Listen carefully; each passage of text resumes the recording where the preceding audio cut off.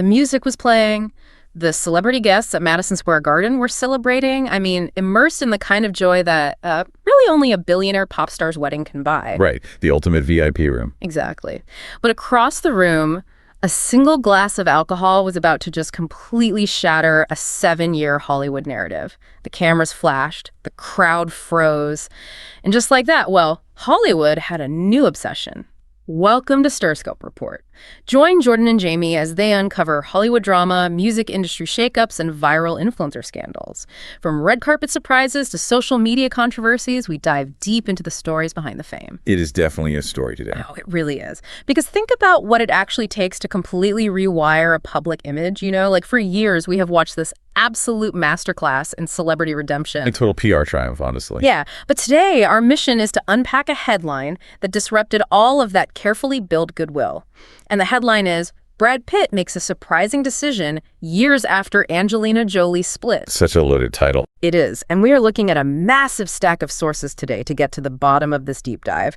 We've got this exclusive, highly curated profile from Esquire, timeline tracking from Page 6, a fascinating clinical analysis from Psychology Today, which blew my mind, by the way. Oh, the psychology angle is wild. Right. And we also have international perspectives from the Jerusalem Post and the Express Tribune, plus the raw, unfiltered, and frankly just brutal public reactions straight from Reddit. The internet did not hold back. No, they did not. Yeah. So we are dissecting his highly controversial return to drinking and what this reveals about the machinery of fame, the intense pressure of family estrangement, and the actual neurological psychology of recovery. Because I think it's going to challenge how you look at celebrity confessions entirely. Yeah, I mean, to really grasp the magnitude of this cultural shift, you have to look at the sheer contrast of the setting where this story begins, right? Yeah. July 3rd. The wedding. Taylor Swift and Travis Kelce's star-studded wedding at Madison Square Garden. So according to the Express Tribune, Brad Pitt is there with his girlfriend, Ines de Ramon. And it is a room packed with literally the most observed, most photographed people on the planet. Everybody has a camera. Exactly. And yet, Pitt, a man who has made his sobriety a cornerstone of his public identity for 7 long years, is just openly drinking. Wow. It's objectively the most heavily surveilled environment you could possibly choose to break a public streak of sobriety. Which really makes you wonder if it was even meant to be a secret at that point. Because, I mean, if you are trying to hide something in Hollywood, a Taylor Swift wedding is quite literally the worst place on planet Earth to do it. Yeah, they're not blending in there. Not at all. There are eyes everywhere. And sure enough, just weeks later, the other shoe drops. We get this meticulously crafted Esquire profile. Classic PR move. Total classic. So the reporter is invited to his sprawling LA estate. The actor, who's now 62 years old, by the way, casually offers his guest a glass of wine. Which is quite the icebreaker. Right. And when the reporter, understandably, does a double take like, wait, is the wine just for company? Pitt gives a little laugh, raises those famous opposing diacritic eyebrows of his, and just drops the bombshell. He says the line. He says, no, I was sober for 7 years. And then I got back off the wagon. It's the casual, almost breezy delivery that I think really caught people off guard. He didn't stop at just admitting he was off the wagon either. He elaborated on it. Yeah, he really dug in. He did. He claimed that he drinks in a, quote, more restrained manner now. He admitted that he got overconfident a couple of times and, realized that consuming in big quantities wasn't good for him. And then he justified his new lifestyle with this exact quote. He said, I can have a few glasses of wine, but I can't have a lot. I have to be professional about it. Professional. I mean, I have to be professional about it. I want to dig into that specific phrasing because applying corporate workplace discipline terminology to a deeply personal addiction struggle is just a wild framing device. It really is. Yeah. It sounds like a performance review. Exactly. But to understand why that word feels so jarring, we have to remember the absolute heights of his sobriety narrative. Back in his 2017 GQ interview, I mean, he opened the floodgates. Oh, that was a huge moment. It was massive. He talked about substituting every single emotion with substances. Then you have his 2020 National Board of Review Gala speech. He is standing on stage holding an award, and he explicitly thanks Bradley Cooper for helping him get clean. Right, in front of the whole industry. In front of everyone. Telling the world that every day has been happier since. Yeah, and The Jerusalem Post provided some really great historical context on this, specifically highlighting his appearance on Dax Shepard's Armchair Expert podcast. Oh, I remember that one. Yeah, because Pitt vividly described hitting absolute rock bottom. He admitted he was pretty much on my back, on my knees, when he finally sought help. Wow. And Shepard countered with this unforgettable observation about Alcoholics Anonymous. He pointed out that AA isn't exactly the winner's club, you know. Right, nobody goes there on a winning streak. Exactly. He told Pitt, your hair has got to be on fire before you go like, yeah, I'll go hang with a bunch of dudes and talk about emotions. Which is such a vivid way to put it, hair on fire. Right. And Pitt spent a year and a half in an all-male AA group.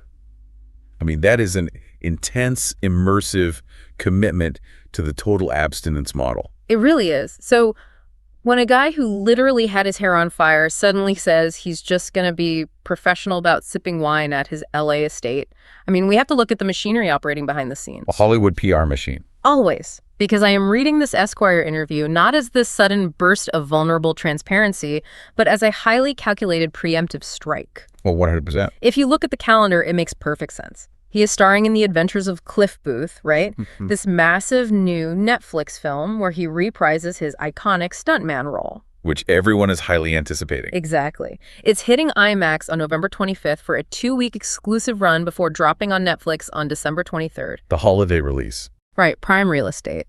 So if rumors of him drinking at Madison Square Garden are already circulating from July, a controlled sit-down at his own house with a friendly reporter is textbook crisis management. You kill the tabloid gotcha headline by owning it casually. Yes. You just take the win right out of their sails. Yeah, and it's a brilliant strategy for containment, honestly. By framing his return to drinking as a measured professional choice, his public relations team is basically attempting to neutralize the chaos of a relapse narrative right before a major global press tour. Because a relapse narrative is messy. It's messy. It's unpredictable.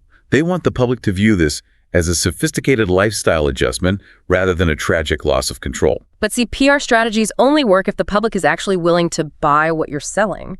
And as we were about to see, the internet, and more importantly, the people closest to him, were absolutely not buying the sophisticated lifestyle adjustment angle. Not at all. No. So if you're loving this deep dive into Hollywood's hidden mechanics, make sure you're subscribed, because the way this carefully orchestrated narrative completely collapses online is something you do not want to miss. Yeah, the collapse really happens because the PR team fundamentally miscalculated how deeply the public had internalized his original recovery story. They took it to heart. They really did. So when he offered that casual wine-sipping persona to Esquire, he was walking directly into a buzzsaw of unresolved public tension. And that tension isn't just about alcohol in a vacuum, is it? I mean, you cannot isolate his drinking from the massive ongoing family fallout. Yeah. We have to look at the background here. It's unavoidable. Yeah. The Indian Opinion source provided some really harrowing context about his finalized December 2024 divorce from Angelina Jolie. Right. The sheer weight of that split and the surrounding family stuff was so devastating that it actually triggered suicidal thoughts for him at one point. It's incredibly heavy. It is. So when the public sees him casually drinking again, they aren't just evaluating a beverage choice, you know. They are connecting it directly to the destruction of his family unit. Which brings us to the raw reaction on Reddit. Oh, boy. Yeah. There was a thread in the entertainment subreddit that amassed over 7.7K upvotes, and it serves as a real-time psychological case study in parasocial relationships. Really? On one side, you had this profound, empathetic response from the recovery community. People were projecting their own victories onto him, sharing really intimate milestones. My saw. Like one user detailed a 4-day hospital stint after breaking 4 ribs and a collarbone in a drunken fall, and they were proudly celebrating 32 days sober. Another person casually mentioned they were coming up on 15 years. I was reading through those, and it really strikes you how heavy the burden of representation is. For 7 years, he was this beacon of hope for that community. Symbol. Yes, a symbol. But that loyalty flipped into fierce betrayal almost instantly for others in the thread. I mean, the critics absolutely shredded his "I have to be professional about it" line. Oh, they tore it apart. One user literally called it a classic excuse for addicts. Another commenter bluntly stated that the whole "I shouldn't drink in big quantities" logic is a refrain they've heard a million times. Right. And they said it is just a way for addicts to re-enter active addiction at a slightly slower pace. They simply did not believe the narrative of control. And that anger stems from a sense of ownership, I think. When a celebrity brings the public into their darkest moments, fans feel like stakeholders in their recovery. They feel like they own a piece of it. Exactly. But that anger is also fueled by the undeniable reality of his current family dynamics. Page 6 reports have meticulously tracked this family fracture, and the Reddit thread was heavily focused on the fact that his children, Maddox, who was 25, Pax, 22, Zahara, 21, Shiloh, 20, and the 18-year-old twins, Knox and Vivienne, have systematically been dropping his last name. Now, it is absolutely crucial that we separate the internet's emotional reaction from objective facts here.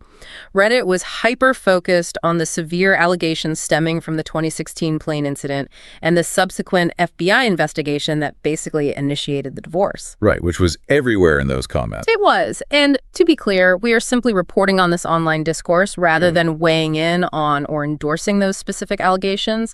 But it's undeniable that this history is the filter through which the public is judging him right now. You can't separate the two in the public mind. You can't. They look at the estrangement of 6 children and they just cannot reconcile that reality with a man claiming to have a professional grip on his substance use. And the scrutiny is just relentless, too. I mean, there was a fascinating anecdote buried in that Reddit thread about a U.S. versus Turkey World Cup match. Oh, the beer story. Yes. A user described seeing Pitt in a VIP booth with Edward Norton. Someone passed a beer meant for Norton, and Pitt, who was standing in the way, instinctively reached for it before the person corrected him. He just went for it out of habit. Right. And the user specifically noted, thinking at the time, wait, isn't Pitt sober? Think about that for a second. A split-second muscle memory reaction over a beer at a soccer match is logged into the collective memory of a total stranger, saved for years, and then weaponized in a Reddit thread the moment he admits to drinking again. The internet never forgets. Never. It's as if the public cast Brad Pitt in a real-life redemption movie, and now they are just furious that the lead actor is refusing to read the script they wrote for him. That is a perfect analogy. We demand the neat 3-act structure, right? The tragic fall from grace, the noble struggle, and the flawless lifelong commitment to the cause. But human beings just aren't movies. No, they really aren't. And when a real human being deviates from that 3-act structure, it shatters our illusion of control over them. We project our desire for a clean narrative onto their messy lives. Exactly. But what if the public's outrage isn't just about a sense of betrayal? What if it's actually rooted in a fundamental misunderstanding of how modern addiction psychology even works? Oh, that is the exact pivot we need to make right now. Because later in this deep dive, we are going to look at the clinical side of this outrage. We'll explore a newly coined psychological term that perfectly describes what those Reddit users are doing, and a medical framework that suggests Pitt might not actually be relapsing at all. Which changes everything. It really does. Stay tuned and hit that subscribe button so you don't miss how this clinical perspective changes the entire conversation. Yeah, so if we shift from the court of public opinion to clinical psychology, the entire lens on this story changes completely. Psychology Today published this brilliant piece by Dr. Peg O'Connor. Okay. And she introduces a concept called sober-splaining. Sober-splaining. I love that term. It's so good. It's the phenomenon where people act as self-appointed authorities on everyone else's recovery journey, basically dictating the correct way to stay sober based on their own experiences. And that perfectly captures the friction in those comment sections. I mean, sober-splaining happens because there's a massive philosophical war occurring in the recovery community right now. A huge divide. On one side, you have the traditional Alcoholics Anonymous model. It is strict, abstinence only, zero tolerance. You do not touch a drop, ever. Right. This is the model Pick was the poster boy for when he was thanking Bradley Cooper. But on the other side, you have the newer harm reduction framework, which is a radical departure from the AA philosophy. It doesn't demand total abstinence as the sole metric of success. Instead, it focuses on minimizing the negative consequences of substance use. Okay, so how does that look in practice? So, for example, if someone transitions from consuming a bottle of liquor a day to having 2 glasses of wine a week with dinner, harm reduction categorizes that as a profound clinical success. Wow. But abstinence-only advocates, they view it as a ticking time bomb. I was trying to wrap my head around this clash, and it feels a lot like personal finance to me. How so? Well, abstinence only is like filing for bankruptcy, cutting up every single credit card you own, and vowing to only use cash for the rest of your life because you fundamentally do not trust yourself with debt. Okay, yeah. Harm reduction is taking a budgeting class, getting a card with a small $500 limit, and proving to yourself that you can manage the balance. Right. But the cash-only crowd will look at the new credit card and scream that you're about to go bankrupt again, even if you're paying it off every month. That is a phenomenal way to illustrate the divide. The fear from the AA community is entirely valid because, for many of them, the abstinence model is quite literally the only thing keeping them alive. Absolutely. But Dr. O'Connor's analysis dives into how the medical community actually defines addiction, specifically using the American Psychiatric Association's criteria for substance use disorder, or SUD. And this is where the mechanics of recovery get deeply fascinating. I was reading her breakdown of the APA criteria, and it completely blew my mind that substance use disorder isn't treated as a permanent, lifelong stamp. It's not. It's a sliding scale evaluated over a 12-month period based on 11 specific behavioral and physical criteria. We're talking about things like building tolerance, neglecting major responsibilities, or failing to cut down when you try. Exactly. It operates on a spectrum. Meaning 2 to 3 of those criteria indicate a mild disorder, 4 to 5 is moderate, and 6 or more is severe. Right. But the crucial part of Dr. O'Connor's theory is the timeline. If you met severe criteria 5 years ago, but today, over the last 12 months, you meet 0 or 1 criteria, you technically no longer have an active substance use disorder according to the APA. See, help me understand the underlying mechanism there, though.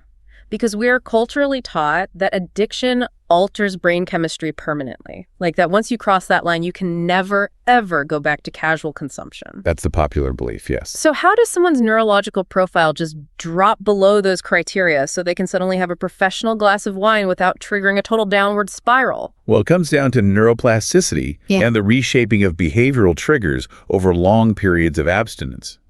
When someone spends 7 years completely sober, actively engaged in therapy and rigorous self-reflection, like Pitt did in that all-male AA group, they aren't just stubbornly avoiding alcohol. They're changing their brain. Yes.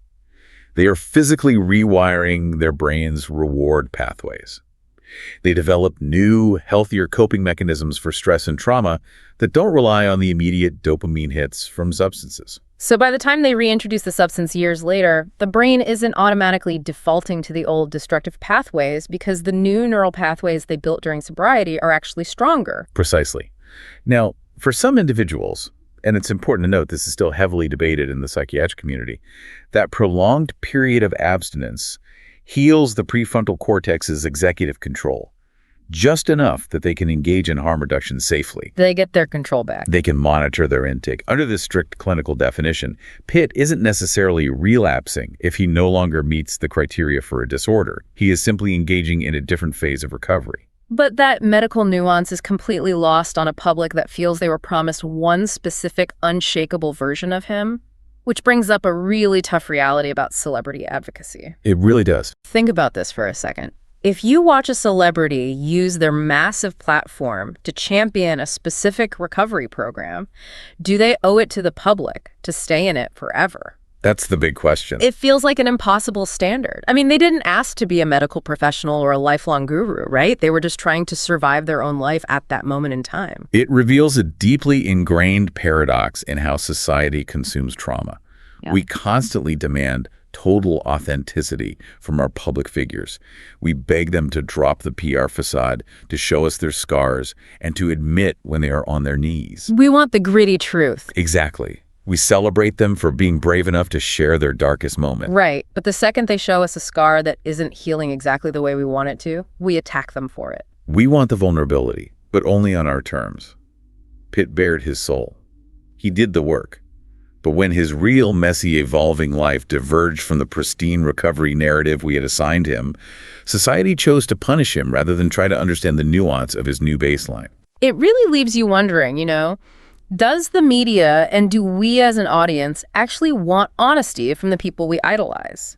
Or do we just want a compelling story with a neat, predictable ending that makes us feel secure about our own lives? It's a hard question to answer. It is.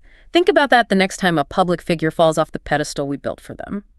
You've been listening to StarScope Report, where Jordan and Jamie uncover the stories shaping Hollywood, music, and pop culture. Thanks for tuning in, and don't forget to subscribe for more stories that keep the stars shining.